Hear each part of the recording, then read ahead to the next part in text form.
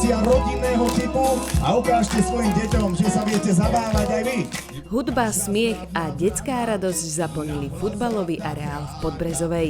Nedeľné popoludnie patrilo deťom, ktoré si svoj sviatok užili v spoločnosti rodičov, kamarátov a množstva pripravených aktivít. Každoročne organizujeme pre deti zamestnancov Železiarne Podbrezova akciu Medzinárodný deň detí.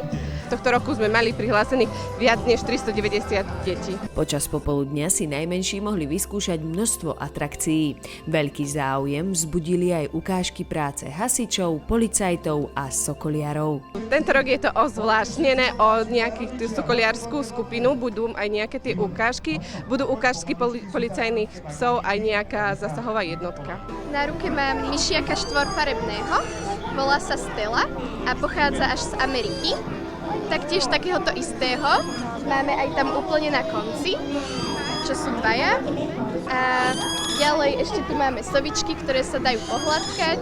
Pre deti boli pripravené nafukovacie atrakcie, maľovanie na tvár, ale aj hry, do ktorých sa zapojili deti, ale aj dospelí. Dneska je deň detí a najviac sa mi páči maľovanie na tvár a je to pekne. My sme mali pred chvíľou súťaž, ktorá sa volá Cornhole a Miško evidentne od rána trénuje, lebo nado mnou jednoznačne vyhral. Tak Miško, ja ti gratulujem. Super.